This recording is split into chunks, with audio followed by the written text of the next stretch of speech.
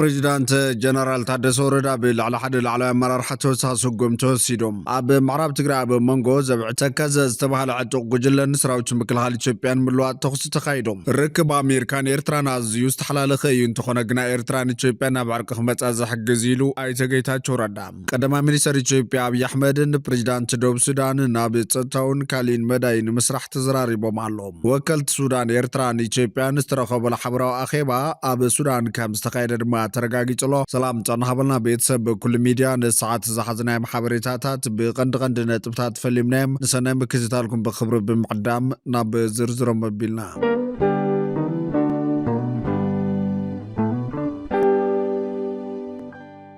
ኣብ ከተማ ዓድዋ ማዕቆብ ማእኸል ንግስተ ሰባ ቁጥሪ 2 ዘለው ተመዛበልቲ ብዘጋጠም ሓያል ዝናብ ከቢድ ፀገም ከም ዝበፅሖም ገሊፆም ትማል 17 ሚያዝያ 2018 ዓመተ ምህረት ኣብ ከተማ ዓድዋ ማዕቆብ ተመዛበልቲ ንግስተ ሰባ ቁጥሪ 2 ብዝነበ በረድ ዝተሓወሱ ሓያል ዝናብ ስዒቡ ኣብቲ ማዕቆብ ዝርከቡ ወገናት ንከቢድ ሓደጋን ፀገምን ተቃሊዖም ከም ዘለው ኣብቲ ቦታ ዝርከቡ ተወከልትን ኣባላትን ጽላል ሲቪል ማሕበረሰብ ምዕራብ ትግራይ ሓቢሮም ኣሎም በቲ ዘጋጠመ ሓያል ዝናብ ናብ ብርክት ዝበሉ መንበሪ ክፍልታት ማይ ብምእታው ከቢድ ፀገም ቃልዕዎም ይርከብ ብፍላይ ሓደ መርሓ ስድራ ዝነበረ 6 ኣባላት ስድራ ዝሓዘ መንበር ክፍሊ ሙሉእ ፈሪሱ ካብ ጥቕሚ ወጻኢ ከም ዝኾነን እቶም ስድራ ቤት ንዝኸፈት ፀገም ተቃሊዖም ከም ዘለውን ገሊፆም በተወሳኺቶም ተመዛበልቲ ተዓቂቦም ለዘለው ህንፃ ንግስተ ሰባ ቁጥሪ 2 ነዊሕ ዓመታት ዝቁፀረ ብምዃኑ ብሰንኪ ዕድመን እቲ ዝበፅሕ ተኸታታሊ ሓያል ዝናብን እቲ ህንፃ ንኸይፈርስን ተወሳኺ ሓደጋ ከይስዕብን ኣብ ከቢድ ስጋት ከም ዘለው ገሊፆም ኣሎም መማረፂ ብምሳኖም ኣብቲ ኣረጊት ህንፃ ንምንባሪ ግደዱ ከም ዘለው ዝገለጹቶም ወገናት ነዚ ተሓሳብ ብምግባር ናብ ስሩዕ መረበትና እንምለሰሉ ከይዲ ክመቻቸ ይግባእ ክብሉ ብትሪ ጻውዒት ተቕሪቦም ኣሎም ብተወሳኺ ትካል ጽላል ሲቪል ማሕበረሰብ ምዕራብ ትግራይ ከም ዘረጋገጾም ሞት ተመዛበልቲ ሓደ ካብቶም ብዙሓት ኣብ ማዕቆብታት ዘጋጥሙ ዘለው ምርኣያ ሞት ክኸውን ከሎም ኣብዛ ወርሒ እዚኣ ጥራሕ ኣብ ክላስተር ሸራሮ ኣስታት 10 ወገናት ህይወቶም ከም ሳነፍልጥ እዮም ተመዛባሊ ህዝቢ ካብቲ ዘጋጥሞ ስእነት ምግቢ ብተወሳኺ ንመጽለሊ ተዋሂብዎ ዝነበረ ኬንዳታት ብመበልሻውን بمقداد برتع قرن صحين تقالعي ساق خمزة يقلت كما أبنت أب معقب كالاي برك شرارو كاب كلتا شحم راح تصدرا اتهم كلتا ميتتراي أب عقول ممهر كفلتا تزدركب خوينهم اتهم استروف حد شحن شومان ميتنا باستقدر كين دايركبهم بتمساسالا بمعقب سماعتات كاب 4 شحن شوعة ميتسوعان شعة راح تصدراتهم سمنان سلسل تراح وحسم متلل كم دلو من أب كالتون تمساسالا باستبلاشو كين دا تعاقبو نحدقا تقالعي كم دركب بمقلات إزنا قدر خيد زلو سباو قلولاو هزوز مفتحين تزديرخي بقدر قديات موتنا وسخيخ خيد كام زخلن يحبر ازيز اقامن تمساسال حدقانا بحد حد ماخل تمزاول تتقراي زقات مزولو تساقام مخاندما صابت ملاختهم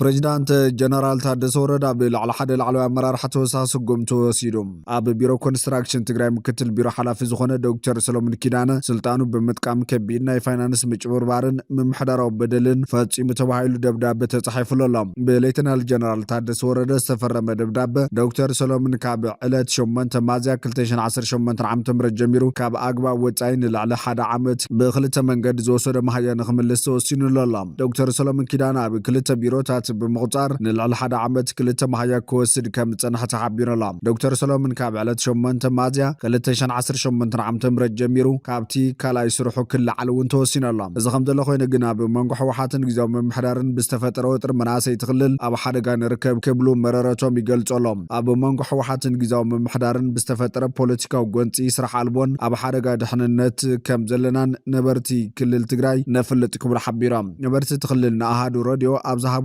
حبريتا بسنكت وطري اتوم حيلتات مناسي ناب ليبيا اوغاندا نستفلال هاجراتن يسددو مهلو من اب تخلل بزولو زي تفتح صقمات بسنكي قصال بوليتيكاو غنصي قصر سراح البو سبات ببوان نوسخ كم زمص بمحبار عقم زلوم سدرابيتات ገንዘብ بمخفال دقوم ناب استفلال هاجرات يلوخو كم زلو ملخيتهم قالوا تدم عقمم ناب زخلو بوتاتات يسدو كم زلو حبيرام حزباويان حرنه تግራይ حوحات قرمي كينات اب تግራይ بستخايد مرصا استمرص بايتو كلل ناب سراح كملس دحرم ምውሳኑ ኣብ ላዕሊ ነበርቲ ሻቁለት ፈጢሩ ይርከብ ማእከላይ ኮሚቴ ህወሓት ነቲ በይናዊ ውሳነ መንግስት ፌደራል ዝበሎም ምንዋሕ ስልጣን ሽንበት ፕሬዚዳንት ታደሰ ወረደ ስዒብዩ ጊዜያዊ ምምሕዳር ትግራይ ክትካእ ወሲኑ ዘሎ ገለ ነበርቲ ትኽልል እቲ ውሳነ ዝተሓዋወሰ ስምዒት ከም ዝፈጠረሎም ተዛሪቦም ኣለዉ ካልኦት ድማ ናብ ካሊእ ዙር ጎንፂ ከየምራሕ ስጋኣት ከም ዝሓደሮም ይዛረቡ ንውሳነ ህወሓት ዝድግፉ ነበርቲ ከም ዘለዉ ዝዛረብ ሓደ ሹሙ ከይግለጽ ዝሓተተ ነባሪ ሳዕቤን እቲ ውሳነ እንታይ እዩ ክኸውን ኣብ ዝብል ብዙሓት ሰባት ኣብ ምድንጋርን ጭንቀትን ከም ዝኣተው ገሊፆም እቲ ውሳነ ኩናት ወይ ምቁራፅ ኣገልግሎት ከየሳብ ስኽፍታ ከም ዝፈጠረሉ እውን ወሲኹ ገሊፆም ዳግማይ ኣብ ሽግር ከይኣቱ ከም ዝፈርሑ ዝገለጸ እቲ ነባሪ ውሳነ ህወሓት ጽቡቕ ነገራት ከም ዘምጽእ ተስፋ ከም ዘየለ እዩ ዝሕብር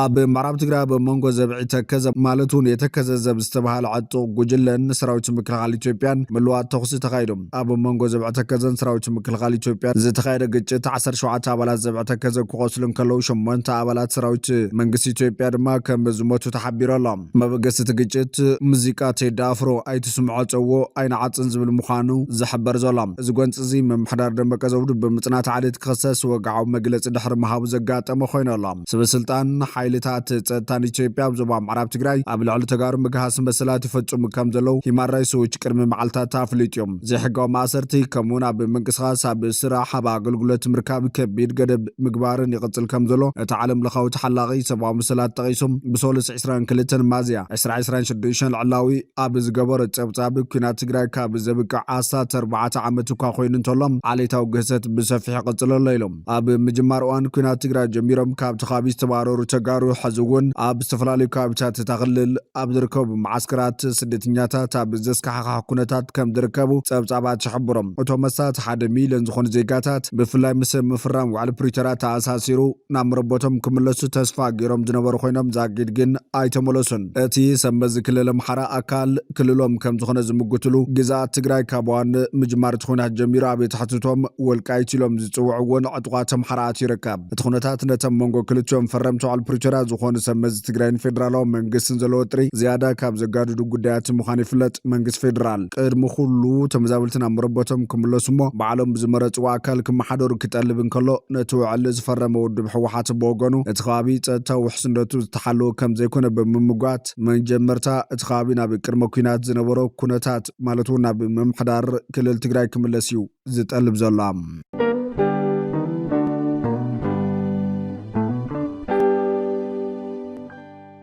ርክብ ኣሜሪካን ኤርትራን ኣዝዩ ዝተሓላለኸ እንተኾነ ግና ኤርትራን ኢትዮጵያን ናብ ዕርቂ ክመጻ ዝሕግዝ ኢሉ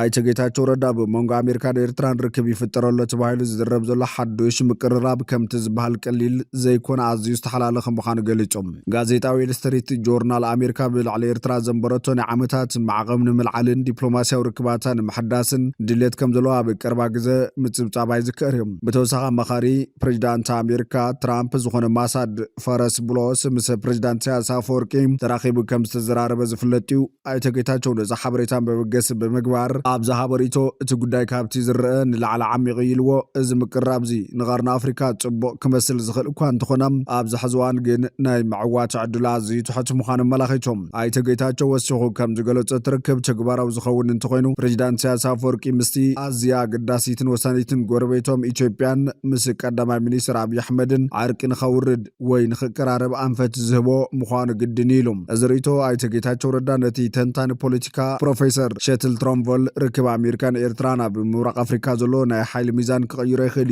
ንዝበሎ ምላሽ ዝሃበ ምዃኑ እዮም ኣሜሪካ ነቲ ኣብ ልዕሊ ኤርትራን ዓመታት ፃዕኖቶ እገዳ ክትልዕልን ነቲ ዘሕትሉ ዲፕሎማስያዊ ዝምድና ዳግም ክትሓድስን ትንቀሳቐስ ከም ዘላ ማዕኸን ሓበሬታ ዌል ስትሪት ጆርናል ብ22 ማዝያ ኣብ ዘርግሖ ሓተታ ኣመላኺቱ እዮም እቲ ሓደ ካብ ዓበይቲ ማዕኸናት ኣሜሪካ ዝኾነ ጆርናል እቲ ሃገር ምስታ ኣብ ተነጽሎ ዘላገን ከዓሚቕ ስትራቴጂካዊ ኣገዳስነት ዘለዋ ሃገር ኤርትራ ዝምድና ዳግማይ ክትሓድስ ትደሊ ከም ዘላ ንዲፕሎማስያዊ ምንጭታት ተወኪሱ ኣብ ዘርግሖ ዓንቀጽ እዩ ነዚ ዜና ቃሊሖም ብመሰረት እቲ ጆርናል መደብ ምልዓል እገዳ ብልዕሊ ኤርትራን ምሕዳስ ዝምድና ኣብ ዝዋን ዝድረኽ ዘሎ ቀንዲ ምኽንያት ነቲ ንኹናት ኢራን ኣሜሪካ እስራኤል ስዕቢ ዕፅዋ መጻወቦም ፎርም ዝፈጠሮ ዘባውን ዓለማውን ቁልውላውን ምፍታሕ ዝዓለመ እዩ ከመሳዕቤና እቲ ኹናት ደገፍቲ ኢራን ዝኾኑ ዕፅዋት ሓይልታት ሁቲ የመን መጻወቦ ባቢ ኢልመንደብ እውን ክዓጽዎ ምዃኖም ኣብ ዘፈራርሕሉ ዘሎ እዋን ምስታብ ስትራቴጂካዊ ገማግም ቀይሕ ባሕሪ ትርከብ ሃገር ዝምድና ምምሓሽ እዋናዊ ስትራቴጂካዊ ስጉምቲ ምዃኑ ትጽሕፍ ይምጉት። ዌል ስትሪት ጆርናል ከም ዘስፈሮ ነዚ ጉዳይ ዘሳልጥ ዘሎ ላዕለዋይ ኣማኻሪ ፕሬዚዳንት ትራምፕ ኣብ ጉዳያት ኣፍሪካ ሚስተር ማሳድ ኮይኑ ቅድሚ ሕዚ ኣብዚ ጉዳይ ምስ ፕሬዚዳንት ኢሳያስ አፈወርቅን ሚኒስትር ጉዳያት ወፃኢ ኦስማን ሳልሕን ተራኺቡ ተዘራሪቡ እዩ። ማሳድ ብሎስ ኣብዚ ጉዳይ ዝምልከት ንመዛንኡ ወጻእተኛታት ሰብ መዛብ ዝሃቦ መግለፂ ኣሜሪካ ብልዕልታ ልዕሊ 700 ማይልስ ገማግም ቀይሕ ባሕሪ ዘለዋ ንእሽቶ ኣፍሪካዊት ሃገር ኤርትራ ዝጸንሐ ገዳ ክትልዕል ክትጅምር ዕላማ ከም ዘለዋ ኣረጋጊጹ። እዚ ድማ ኣካል ናይቲ ምምሕዳር ትራምፕ ድሕሪ 10 ዓመታት ንፈለማዋን ምስ ሃገር ዝለዓለ ደረጃ ዲፕሎማስያዊ ዝምድናታት ናብ ንቡር ንምምላስ ዝገብሮ ዘሎ ጻዕሪ እዩ። ፕሬዚዳንት ኤርትራ ኢሳያስ አፈወርቂ ኣብ ዝሓለፈ ሓምለ 2025 ምስ ማዕኸና ዜና ሃገሩ ኣብ ዝገበሮ ቃል ማሕተትን ሓድሽ ጽምዶ ኣስመራን ዋሽንግተንን ኣመልኪቱ መግለጺ ይብሉ ነይሩ። ነዚ ሓድሽ ጸብጻብ ርክብ ኤርትራን ኣሜሪካን ኣመልኪቱ ምላሽ ዝሃበ ኣይተ ጌታቸው ረዳ ግን እዚ ምምሓሽ ዝምድና ኤርትራን ኣሜሪካን ንምምሓሽ ዝምድና ኢትዮጵያን ኤርትራን በር ዝኸፍት ከም ዝኾነ እዩ ዝምጉት።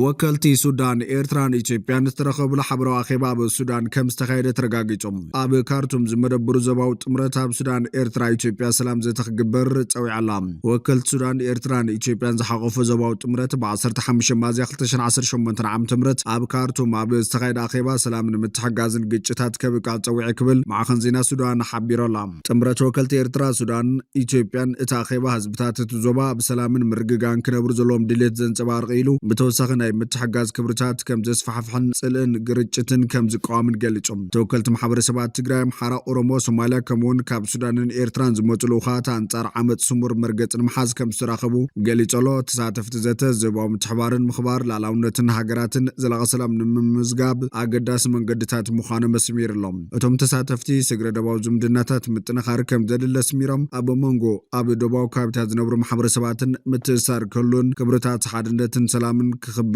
ጸዊዓ። እቲ ኣኼባ ንህዝብታት እቲ ዞባ ርጉእን ብልጽግናን መጻኢ ንምፍጣር ብሓባር ክሰርሑ ቃል ብምእታው ተዛዚሙ ከም ሓበሬታት ተጸብጻብ። ብኻልእ ወገን ቀዳማይ ሚኒስትር ኢትዮጵያ ኣብይ ኣሕመድን ፕሬዚዳንት ደቡብ ሱዳን ናብ ፀጥታውን ካልእን መዳይ ንምስራሕ ተዘራሪቦም። ፕሬዚዳንት ደቡብ ሱዳን ኣብ ኢትዮጵያ ዘካየዶ ጋዕ ዑደት ተዛዚሙ ናብ ሃገሩ ተመሊሶላ። ፕሬዚዳንት ደቡብ ሱዳን ሳልቫ ኪር ኣብ ኢትዮጵያ ከካይዶ ጸንሐ ጋዕ ዑደት ስራሕ ትማል ቀዳም 25 ሚያዝያ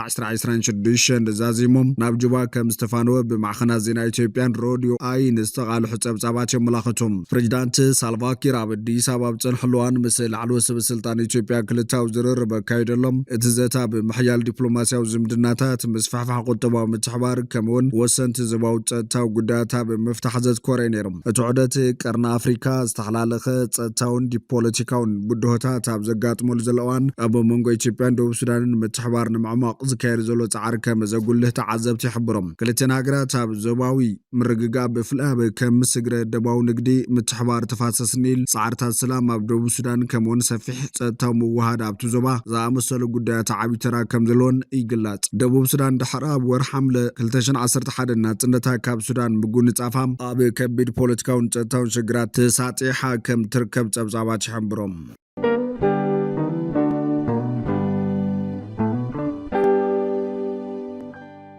ቀዳማይ ሚኒስትር እስራኤል ቤንጃሚን ኔታንያሁ ሰራዊት እስራኤል ኣብ ሊባኖስ ንዕላማታት ሂዝቦላ ብትሪ ከጥቅዕ ዓዚዞም። ኔታንያሁ ነዚ ትእዛዝ ዝህብ ዘሎ ምቁራት ተኹሲ ንሰለስተ ሰሙን ምስተናውሒ ድሕሪ 2 መዓልቲ እዮም። ነዚ ስዒቡ ትማል ቀዳም ኣብ ደቡባዊ ሊባኖስ ብዝተፈጸመ መጥቃዕቲ ብውሕዱ 6 ሰባት ተቐቲሎም ኣለዉ። ኣብ መንጎ ክልቲኦም ወገናት ዝግበር ተወሳኺ ስግረ ደባዊ ምልዋጥ ተኹሲ ነቲ ተስፋ ስምምዕ ዓርቂ ኣደስኪልዎ ኣላ። እቲ ስምምዕ ምቁራት ተኹሲ ኣብ ዋሽንግተን ኣብ መንጎ ልኡኻት እተን ሃገራት ድሕሪ ዝተኻየደ ዝርርብ ብሓሙስ ተናዊሑ ነይሮም። ትማል ቀዳም እስራኤል ኣብ ዞባ ናባቲሕ ኣብ ትርከብ ከተማ ይህሞር ኣልሸቂፍ ኣብ ልዕሊ ናይ ጽዕነት መኪናን ሞተር ብሽክሌታን ብዘካየደቶ መጥቃዕቲ 4 ሰባት ከም ዝሞቱ ኤጃንስ ፍራንስ ፕረስ ንሚኒስትር ጥዕና ሊባኖስ ጠቒሱ ጸብጺቡ እዩ። ኣብ ወረዳ ቤንቲ ጀቤል ኣብ ትርከብ ከተማ ሳፋድ ኣልባቲ ብዝተፈጸመ መጥቃዕቲ ድማ ካልኦት 2 ሰባት ክሞቱን ከሎ 17 ድማ ቆሲሎም ኣሎም። ሰራዊት እስራኤል ትማል ቀዳም ኣጽዋር ዓነት መኪና ዝውሩ ዝነበሩ 3 ኣባላት ሂዝቦላ ከምኡውን ካልእ ኣብ ሞተር ብሽክሌታ ዝነበረ ንብረት ተወጊዶም ክብል ገሊጾም በተወሰኸ ከባቢ ሊታኒ ነቶም ኣብ ደቡባዊ ሊባኖስ ዝንቀሳቐሱ ወተሃደራት ሰራዊት ምክልኻል እስራኤል ሓደጋ የስዕብዮም ብምባል ክልተ ተወሰኽቲ ዕጡቓት ኣባላት ጉጅለ ከም ዝተቐተሉ ሓቢሮም ብኻልእ ወገን ሂዝቦላ ኣብ ደቡባዊ ሊባኖስ ንዝርከብ መኪና ሰራዊት እስራኤል ዕላማ ብምግባር ኣብ ልዕሊ ይህሞር አልሸቂፍ መጥቃዕቲ ሕነ ከም ዝፈደየ ማዕኸን ዜና ኤፍፒ ሓቢሮም ድሕሪ ትእዛዝ ኔታንያሁ ኣብ ገለ ከተማታት ተኸታታሊ መጥቃዕቲ ከም ዝተፈጸመ ብመንግስቲ ዝመሓደር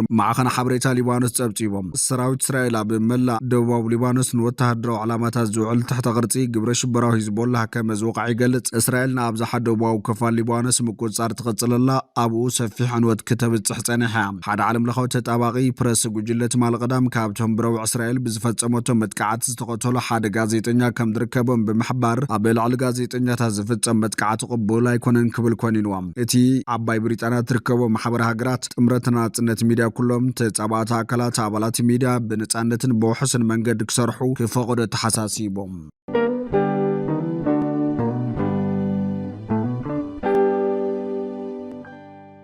فتوات نكبراتن بيتسب بكل ميديا الساعة زحزنا محاوريتات نتوم كتكتاتل ومزصنحكم يمثلوا نيرام نسنا مكتتالكم بمسجان نبزغت البخالو تحاوريتات كسام الراخب نمدلواتنا لايك شير نميديانا سبسكرايب بمقبار بيتسب بكل ميديا خنوم